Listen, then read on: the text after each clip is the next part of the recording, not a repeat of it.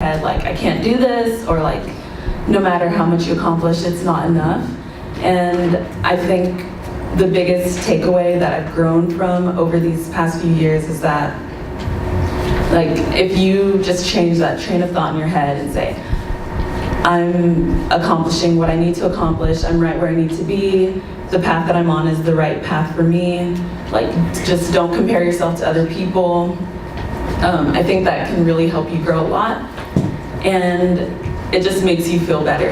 And also with that comes like relying more on God than relying on your own thought pattern, and just saying, Lord, like, I give this worry to you, I give this stress to you, please help me out with this. And I've just found that that helps a lot. So anyone who's like struggling with self-confidence issues, or just thinking that what you're accomplishing isn't enough compared to other people, just want to say, like, whatever path you're on is the right path for you. Everyone has their own passion. Everyone has their own strengths that they bring to the table, and just nurture whatever like light that you have and spread it into the world. Awesome. Now it's your time to ask questions, yeah? So, does anyone here have a question for any of the panel members? And don't be shy, okay? These folks, these are your people. So don't be shy. So, Ed, can you tell us about the application process into MIT as a young student in Kenya, and what that was like? Can I ask a question? Sure. I didn't get your name. My question is, a young girl like this one, Mary, stand up please. How do you build self-confidence in her in what she wants to do? I think just encouraging them, saying, like, you know, encouraging any passion that she already has. I'm sure she's a wonderful person who I haven't gotten to meet yet. And just letting them know that they always have your support as a parent is always a great thing to have, just knowing that, I mean, we're all always gonna struggle with something. And so the best that you can do for someone else is to support them. And then anything that they're good at, just encourage that growth in that place. And even if she like falls at sometimes, just don't give up on her, I think is the best thing. Let me just, I'm gonna just add one more thing. I think when it comes to self-confidence, I think one of the things also that really prevent us from being the best that we can is also fear. Fear also interferes a lot with our self-confidence, and you have to remember that fear is false evidence appearing real. And just fight every day to beat that, because I think when you think about fear really interferes with who we were meant to be as people, and fear is really the absence of love. It's the absence of God's love. So when you think about it from that perspective, you know, you can start building up your self-confidence and really conquer anything that comes your way. And once you do that, you'll just realize that you'll continue to elevate yourself and also elevate other people around you. One thing for me, when I came to America, I think at 17, and coming from a place, you know, being born in Africa, you know, it's kind of different, and, you know, like, if you're smart, you kind of feel like you're the smartest in the pack. And then you come to America and it's like, you know, everybody is a certain way and they look a certain way. I think one thing that I want you to remember, or even all of you, is that you are nature's greatest miracle. There's no one like you. Everything about you, your face, your eyes, your legs, the worst parts of you, the most beautiful parts of you, the most imperfect part of you, it's uniquely yours. And so no matter what you think you can do or can't do, makes you that unique person. So you always have to remind yourself. So even when someone looks down at you, or you compare yourself, which you shouldn't, to other people, just remember, I am more than enough. I am nature's greatest miracle. I am the best thing that has ever happened to planet Earth. I am the best in all that I do. And just say that to yourself, and soon enough, you'll begin to believe it. And so I tell my sons, when people walk up to you and say, oh, you're this, tell them, no, I am not. I am the greatest, I am the best, I am the smartest, I am the cutest. You need to tell yourself. And I know a girl, when we worked together a few years ago, and she used to say, I'm going to be the greatest minister. I'm going to preach to thousands. And she was going to clubs and doing everything. But she said it enough, and I would laugh, and everyone would laugh. But over the years, that became her reality. So whatever you speak to yourself becomes your reality. If I wake up every day and say, I'm ugly, I'm this, I'm that, over time, I would carry myself as such, and people would look at me as such, because I would not dress the part, I would not speak the part, I would not do the part. But when you know you're smart, when you walk into a room and command respect, command attention in a good way, I think that's self-confidence. And as a young woman, I mean, you got it.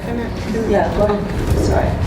I just wanted to add to that. I'm a parent. I have 4 children. My youngest is 19, going to be 20. And it's so in line with what was just said. When you look at your handprint is unique. No one else in the entire world will ever have your handprint. So when you get to those moments where you feel like maybe you're not enough or things aren't good, you're uniquely designed. And there's a purpose just for you. And as parents, one of the things that me and my husband practice as parents, and more so probably me than him, is that I believe in strengthening their strengths in the kid and then strengthening the weakness, right? So we push and we celebrate what we see that's strong in our children, and then what we see that is weak, because as parents we know where their frailties are, then we strengthen those areas that are weak in them to them become strong, so that our children have our support. I think it's very important as parents that we realize the impact and the influence that we have on our children, and the outcome of who they become. They listen to us more than anyone else, whether we want to believe it or not. What comes from a father or a mother is way more important than what comes from a friend or a schoolmate. And those things are the words that God has given us as parents, the ability to build our children. We take our arrows from our quivers, what the word says, and we point our arrows in the direction they go. Those are our children, our arrows, and they are gifts from God. And I would just like to add, learn to celebrate your differences. Because that's one thing I had to learn. Because when I came to the United States, I was only 16. And I came smack in the middle of high school. And I had to relearn everything, right? And so I had to learn to love myself first and foremost, and celebrate my differences. There is a reason you're all unique. Your eyes are unique. Your nose is unique. Everything about you is unique for a specific reason. So learn to celebrate yourself no matter what. Elevate yourself by celebrating yourself. So that's one thing I would like the young people to learn, is to love yourself. You are unique for a specific reason and a specific purpose. And never look down at yourself because of who you think you ought to be. Look at what God is in you and look up to that, because a lot of times we see ourselves as not enough, but the one that is greater in you is enough. And so look at yourself as what God sees and not what you see. Awesome. So what I hear the panel is saying, 2 things that I've captured is perfect love casts out all fear. Understand what perfect love is. And perfect love can only come from God. And when you understand that you are loved as you are, right? Whether you're from Kenya, you're from the Democratic Republic of Congo, you're from South Africa, you were born in America, you are great just as you are. So I am going to have these two gentlemen here. You talk to us about your journey into Rice, and you talk about your journey into MIT. Say, just speak to that, right? Alrighty, so yes, oh yes, I can stand. It's like a little intimidating here, but hello everyone, I'll probably stand back here. So my journey into Rice began, I started looking at colleges in junior year. So my second semester of junior year, that spring, I was looking around for a place to land for the next 4 years. So I came down with my family, and luckily Sarah is also from Houston, so we all came and visited the school, and it felt right. I think what I advocate for the most is when you're starting your college search, look for a place that fits you. The word fit means a lot because you have to see yourself going and being at a place every day for the next 4 years. So can I interject real quick? What does fit mean? What does that actually mean? Yeah, so fit means all aspects of your life. There's social fit, there's academic fit, and then there's also like a religious fit. So social fit is making sure you can fit in. So some places have Greek life, as we know. Rice has no Greek life, which I found that would be good for me. I was looking for a small to medium-sized school, so that was also perfect for me as well. Religious fit, there's a active and live. So I'm a Catholic. There's an active and live Catholic base on campus that I loved, and then academic fit. So I was looking for a school that could fit my academic needs and fit the academic rigor that I was used to in high school. So that's how I went about choosing a school. And every student has a different fit. So I know we focus a lot on the names of schools, but the names of schools also come with different things culturally, socially, and religiously that we need to think about before you apply. Oh, hi. So my journey was different. I applied while in Kenya. And one of the things when I was graduating elementary school, I had no clue about colleges in the US. I had no plans about I never thought about college. And so when I got to high school, I had an experience where we had one student who had been to MIT, class of 1990, and he came and he talked to us about that school. And that sparked something in me, and I started investigating and asking questions.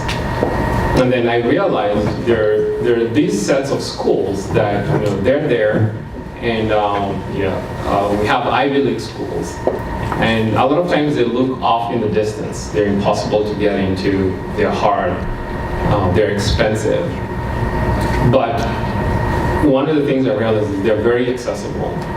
And an important point is that Ivy Leagues can be cheaper for you than a state school. So that's one of the things that I had an experience where my parents were, my dad had lost his job, and so when I was applying, I got very good financial aid when I got into MIT. I got 96% financial aid. And so what I was paying was little, very little. Right now the school is $70,000 almost, but 4% of $70,000 is not too much. It can be cheaper than a state school. But so when I started the application process, so this was second year of high school, there are a few things that needed to be put in place. And this is one of the things I advocate for parents. You need a strategy starting out very early to really help you get into these schools. And I compare myself with other students who were equally as gifted academically, but didn't have the strategy or the preparation. And so when we were graduating high school, a lot of them were saying, okay, now that I've finished high school, I want to go to the US. But I had gained 3 years of preparation to enter MIT. One of the things I did was I started studying for ACTs second year of high school, and looking at both the math section and the verbal, and I would practice math, and math would come quite easily, and my scores would improve. The verbal section took a while, and it took months, and so I started by taking the test, and they said, oh, my score is not that great. I'll take it tomorrow. I'll do it again, and my score is the same. Then I realized that verbal takes time to build up and improve your vocabulary and your reading skills. So I did that, and finally I took the ACT, the official ACT end of high school, and I did relatively well. In addition, I did well in my academics in Kenya. I ended up ranking 5th in the country.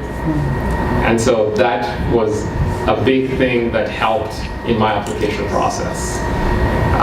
The other thing that really helped, which colleges look for, is challenging yourself in your environment. They look to see that in your high school, I'm in Kenya, I'm competing with people in Kenya, am I challenging myself the most? And so we had people taking 8 subjects for the national exam, and you study 8. Our high school, the standard people were taking 9. So the other panelists will be here shortly. Both of us did 10, so we're the only 2 people probably in the country doing 10 subjects. And so he ended up getting to Harvard, I got into MIT, but it's because also we were challenging ourselves. So when people are they have breaks, we have class to attend to, and so you have to really plan your schedule accordingly. So I'm going back to fit, finding a college. So one of the things, I think my message is, Ivy Leagues and these top schools are very accessible. They also can be, with financial aid, they can be very affordable. And the other thing is fit. MIT is very different from Harvard or Princeton or Yale. MIT is really an engineering school. It's a science and engineering school. If you're really passionate about math, science, engineering, it's one of the schools to think about, to start looking at it. Harvard and all these other schools are good at those things, but they also have a wider aspect in terms of the arts.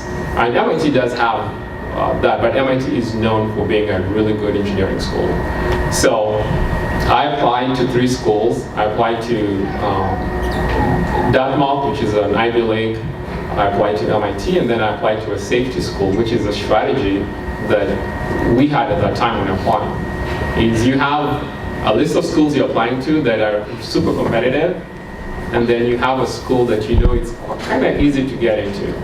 So I had St. Lawrence in New York, and I ended up getting 100% financial aid from St. Lawrence.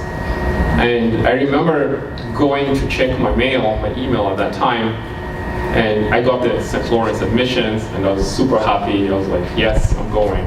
Then I got the Dartmouth admissions, and I was like, oh, this is even better. Then I got the MIT admissions, and I was floored. I was like, wow, forget about those 2 schools. This is where I'm going. But the reason is, those are pretty good schools, but MIT was a better fit for me because I love math. Ever since I was a kid, I used to open my dad's VCR and try to fix it and mess it up in the process. Play with technology. And so that's what I ended up in, and my career has been in technology. So the application process has a few components. So one of the good things that I get to experience is in Houston, I'm part of the MIT Educational Council. And this council is a group of alumni that are involved in the admissions process and interview candidates for MIT admissions. So every year I talk to maybe 5 to maybe 12 students, and we look at various things.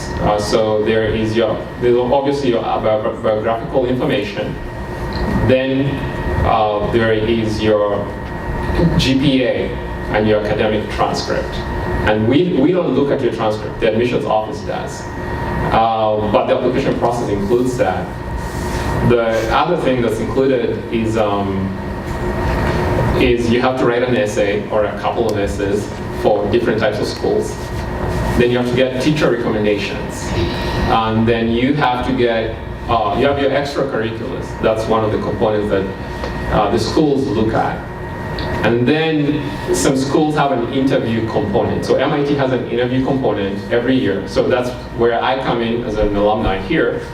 If you're applying to MIT, usually you don't interview people you know. So it's part of best practices. But I'll meet with you at Starbucks. Usually it's maybe an hour and a half, and we'll just chat. At that point, I don't see anything about your transcript. I don't see anything about your other parts of the application, which includes also the SATs or the ACTs, ACT or SAT. So we don't see that. We just talk to you to get to know you as a person, to find out whether you're a good fit, what your passion is, what motivates you. And then we write a report that we submit to the school, and the school gets to make the decision. So I went through that process myself, and I went to MIT. I love that school because, one, I built a great network of friends. I learned a lot about entrepreneurship. I live with a host family that my host dad was an entrepreneur, and I learned a lot about entrepreneurship from him. And then I also learned a lot about technology from the school. So that's the process. I guess we can chat some more about, and if you have any questions.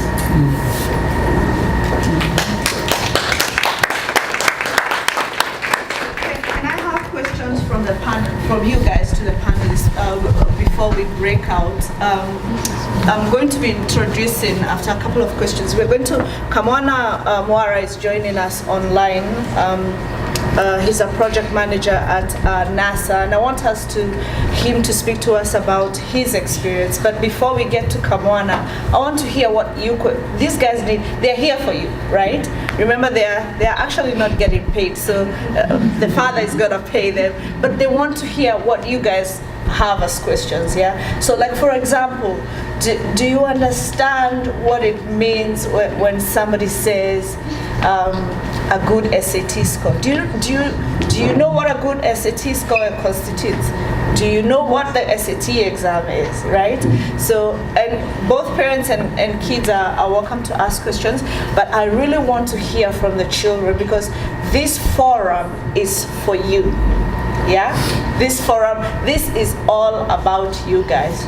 So Mudhani, Ivy, Mary, Yvette, I want you guys to ask questions. Eva, where is Eva? Is she here? Yes. I want you guys to ask questions. Yeah, all the kids, I want you guys to ask questions, both here and upstairs. And the parents are welcome to ask as well. So how do you support your child, right?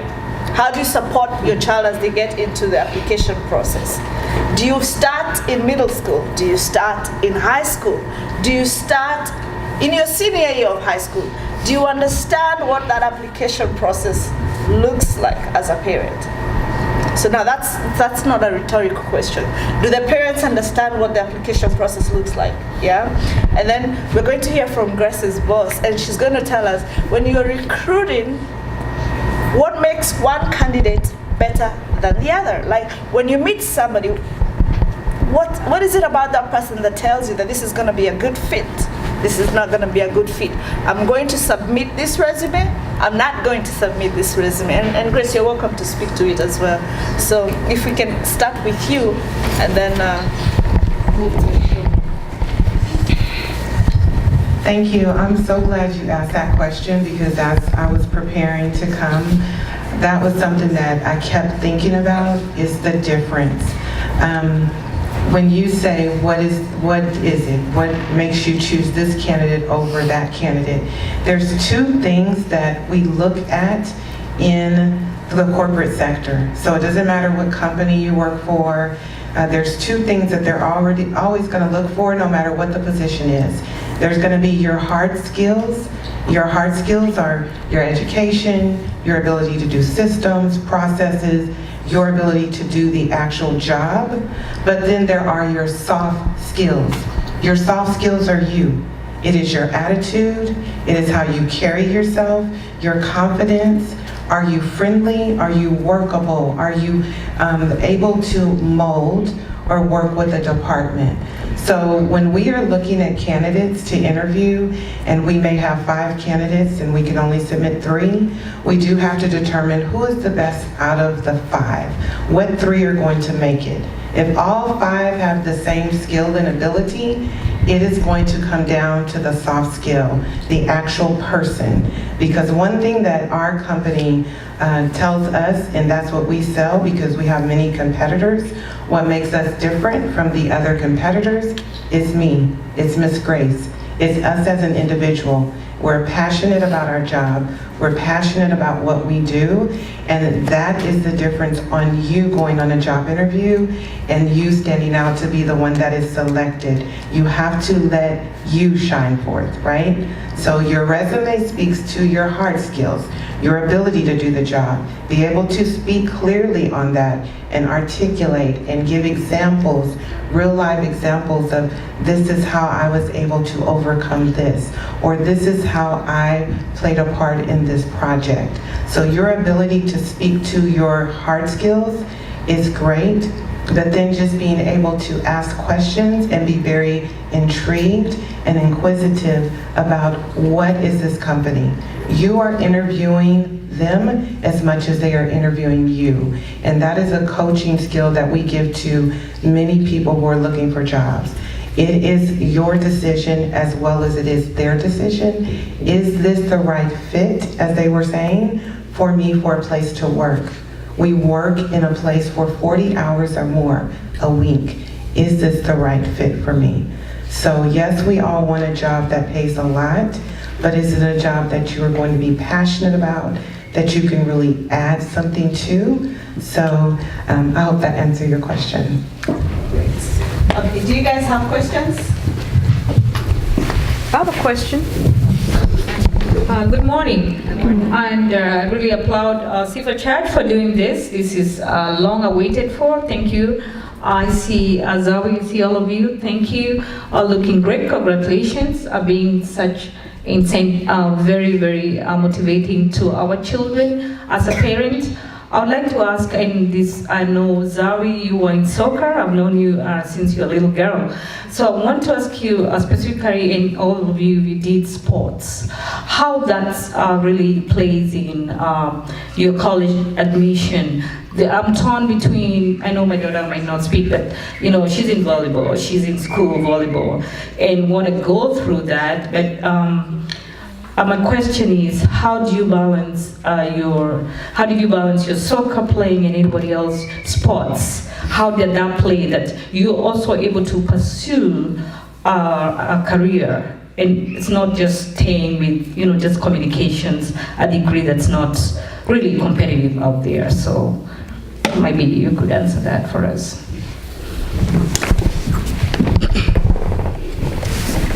Okay, so I played soccer since I was like 4 years old, and I played through the first year of college. I think playing a sport actually increases your ability to organize your schedule because you kind of have to. You don't really have time to do